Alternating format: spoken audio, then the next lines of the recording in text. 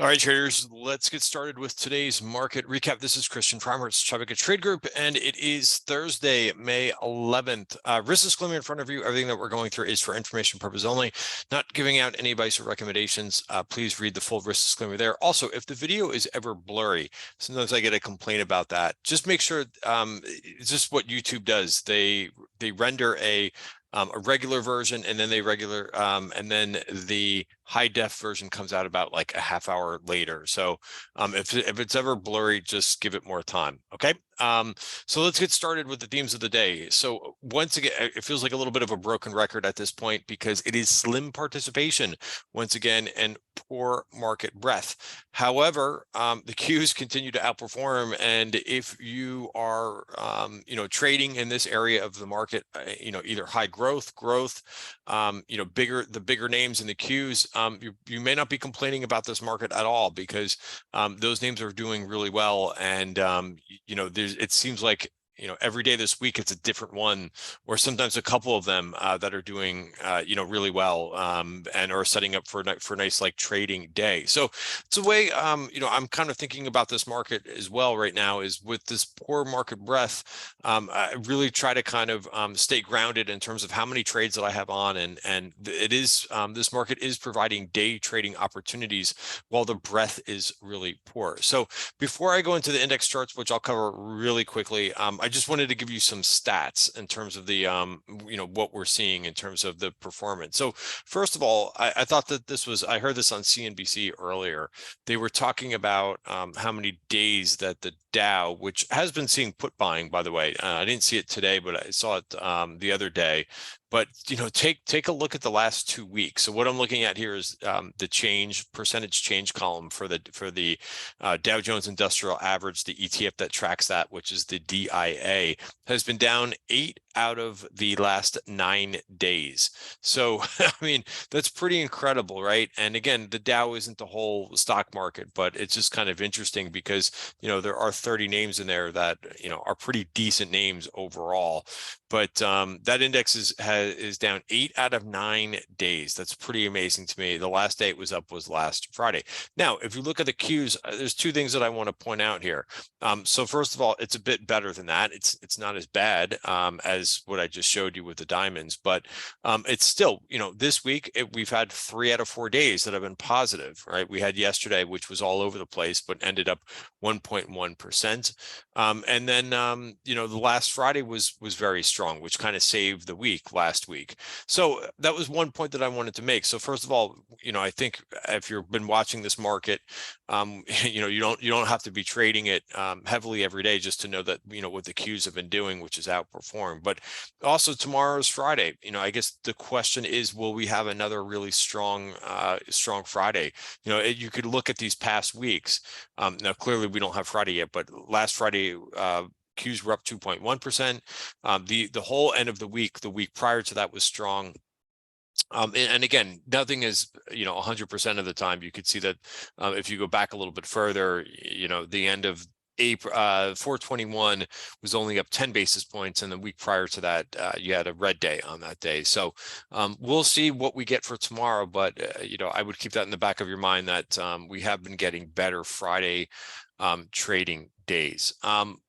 So I also wanted to bring up the breadth just to kind of give you a confirmation. So what I'm looking at is a couple things here on this screen. Number one, you could look at so first of all, this is just S&P. So if you think that we're missing names here, it's not going to have the names in the Qs, but it's just a little bit easier because there's a little bit less names. But if you look at 52-week highs, you only have 6 names that made new 52-week highs versus 13 names actually made a 52-week low. So, not only, in our indicator that we look at, which looks at up volume versus down volume, and you could see that on the left of your screen. Basically all day today it was poor breadth for the overall market, but you're also seeing new 52-week lows those are starting to expand, right? And then if you look at so we can look at this in terms of NASDAQ, but again, it's 61 names, and it would take us a little bit of some time. Again, it covers not just the NASDAQ 100, but all of NASDAQ. And so you got 61 names that made 52-week highs and 152 names that made a 52-week low. That's not great stats. Just looking at the 4-week, which I find very interesting too, because it's more shorter term. But take a look here. You only had 14 names that made a 4-week new high. Now Google's in there because I guess Google, Amazon, they're in the S&P as well. They are on that list of 4-week new highs. And then there's 72 names, right? I even have to look at how long I have to scroll to basically bring up all those new lows. So again, this is a paper thin right now, market breadth. It's getting more narrow. So something has to give, I think, soon. I think either we start to see breadth expand, and maybe something, maybe it's because of the debt crisis situation, or I don't know if you call it a crisis at this point, but the debt ceiling that has to be lifted, or some negotiation has to happen. Maybe that's holding off, and why we're seeing more selling. We're also seeing we're seeing like a decent, it's been pretty consistent with seeing MOC, market on close, imbalances at the end of the day. But again, this is not great looking. NASDAQ, if you just want the numbers, it'll be too many names to go through, but it was 261 names in the NASDAQ that made a new high, and 355 names that made a new low. So again, it's very interesting. This is an extremely interesting market, because you would think by again, just the raw numbers, like, oh geez, there's no market setups. But as we begin to kind of go through some names here, and like I said, I would hit the indices really quick, but really there's no change, and there hasn't been any change for the whole week in the S&P. It has been locked inside its value area for the month. Again, we're using volume at price. If you want to know more about our indicator and how it works, I'm not going to go through it here in this video.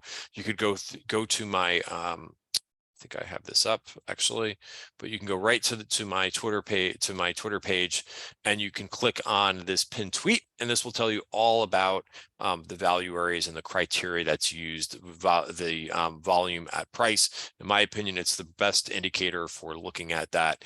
Remember, a lot of people like to use anchored VWAP, right? Anchored VWAP, you always have to anchor to something, so it's discretionary. This is not discretionary, right? You get the same value areas. It's based on time, volume, price, right? There's no tinkering with any of this. You know exactly where your support resistance is. So that's the story with S&P. When we look at the Qs, of course, we know that we are trending now. And the important thing here is we do not have any, right now we're gliding up, and we don't have any of these red lines that are nearby, which is a good thing, right? The red lines are virgin point of controls, VPOCs. They you can classify them as overhead supply when we're moving higher. And then, of course, when you look at the weekly chart, here's the first level of resistance that's coming into your picture. And this is the value area for the whole year. That's 332.31. All right, just thought I would mention that. And then, of course, let's look at the IWM, which is moving the other way. Again, it hasn't really done much here in the last couple of weeks, right? It was down another almost 1% for the day, and just cannot get back inside the value area. That's the level to watch if you're looking to kind of, watch for a bounce here. 174.32 is the first thing that has to be overcome.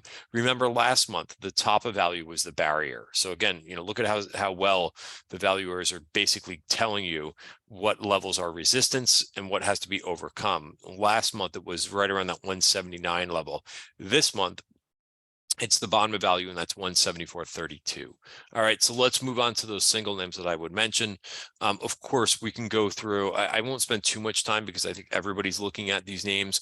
But for the Google setup, it did take out this upper VPOC, right? So again, I just mentioned that this is overhead supply. I would think, again, doesn't have to happen, but I would think you would see some digestion now at this point, right? Because there is a lot of overhead supply with some of these FANG names, right? That's Google. It seems like it's funny because it seems like it's either a Google or, Microsoft day sometimes, but Microsoft came back, right, and is still holding the 5-period moving average. It's still trending and looking pretty decent. Amazon also had a decent day today, finished a little bit off the highs, but again, note that you don't really have a red line here. So I think this is interesting. Even though I didn't think Amazon had, wonderful superior earnings, this is the first time, you have to respect the technicals here.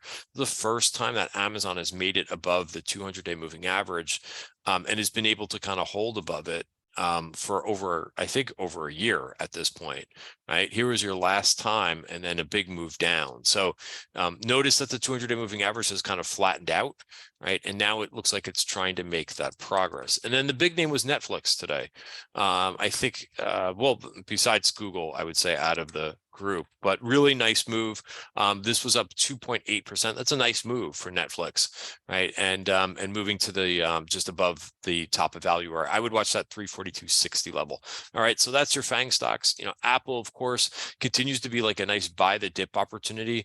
At least that's how I see a lot of traders playing this. Note that just like yesterday, right, it sank to the bottom of value and held and bounced. Did basically the same thing today, right? It kind of hung in there around the bottom of value, some digestion or consolidation, and then it had a nice move thereafter. So I continue to think Apple's a great name to buy on those dips. All right, let's get into some of the other growth names. This is one that I'm watching tomorrow. This is Elf, right? Elf Beauty is going to report earnings on the 24th, but notice that, after a nice dip from $97 down to about 90, it is now starting to reclaim those short-term moving averages. So that's on my watch list for tomorrow. We can talk about a couple of the semi names. I think I mentioned Rambus in yesterday's video. Didn't really do much, but I would watch what it does at this trend line. Also, another name is ACLS, which is trying to retake that 50-day moving average. I think that's important, and that'll be very useful if it does take out the 50-day moving average. Lam Research, which I talked about in the weekend video for members, again, just hasn't really done much, but I would keep this on your radar because it is right at that top of value, and I think if it can break above there, you might see some momentum kick in to Lam Research. So that's a couple names that I'm watching in the semi space. I know this SMCI is not a semi name per se, but interesting, there's August positioning that's happening. I think it's the 180 strike calls. I'm sorry, I'm going on memory, I don't have it written down, but they traded more of these today. I have to check the open interest tomorrow, but I mean, that's really far up there. So it's interesting to see what someone is thinking out in August if they did increase the open interest. Notice today that this was up 1.6%, and it's holding the 5-period moving average after that big earnings move. Pretty impressive. We could talk about Tesla. Elon announced that he has a new CEO. This is trading inside value. I'm surprised it did not get more of a bump. I actually traded this today at the end of the day. And we'll see. I left a position on because I think that this should take a weight off of Tesla to some extent. Regardless, watch 164 as your support, right? And we could see what it did on the 1-hour chart. Where could this go up to? If we could really take out the highs here, maybe it can move up to this 184 level. All right, that's where I see resistance. And yeah, because it's a wide value area for the month. So I am long. I did get long that name at the end of the day. AXON made a nice comeback today. This name likes to come back after dips. It did get an upgrade today, so it's clawing back some of that move. We'll see how much more it could retrace. Maybe watch this 210 level, 208, somewhere in here is probably where you're going to see a little bit of resistance with this one. One name that I traded today, I put this out on Substack, was Wingstop. Right, it did make the turn. Remember, this name had a nice earnings move, and it came in and essentially almost filled the earnings gap, and is back above the 5-period moving average. Another name that is very interesting too. There's a lot of speculation in this name, which is Shockwave Medical. Notice how this did break out a real nice clean green bar here out of the value area. So as long as this thing stays above 294, I think you got a really nice setup. And of course, earnings is out of the way with that one. Another one that we talked about yesterday, this was a name that I've mentioned in a couple of videos this week, but Toast, I put on a earnings trade option for this one prior to earnings. And today I actually added stock in this on the inside day today. Ultimately, I think it can rally up to 2240. That's the version point of control that's up here. Next, couple names that look a little bit similar. Again, these are strong earnings names, right? This is ISRG. Let me just switch this. Notice what this thing is doing here, right? After this earnings gap, it's just been consolidating. No real major selling going on here. Watch for a break above 304.84. That's where I have my alert, and that's what I will be watching for, a clean break of that value area. Chipotle is another one too. It's been moving a bit slower, but this is what happens sometimes after earnings. Watch to see if that can break. And we can look at the 1 hour chart, and I can give you a level for tomorrow. But notice how it hasn't been able to break the value area. Watch 2062. All right, and I think that's it. I've got a couple more names written down, but I want to keep the video short. But that's the situation that we have, and you could see S&P is just really doing nothing. It is still locked inside the value area for the week. But again, we're getting opportunities to day trade. So that's kind of the final note for the day is, while this breath is really bad, we are seeing sometimes the market, not really big overnight moves either. That's something that has really kind of changed. And I think the Fed may be pulling liquidity, right? And that's why we're not seeing any of these big overnight moves anymore. But we'll be back at it tomorrow morning. I hope to see you in the trading room. We start every day with our live session at 9:10, where we go over charts and setups. Go to TribecaTradeGroup.com, and if you're a new member, you could receive half off your first month. I don't have a coupon code for you, but just email me and I'll take care of that for you once you sign up. Have a great night, everybody.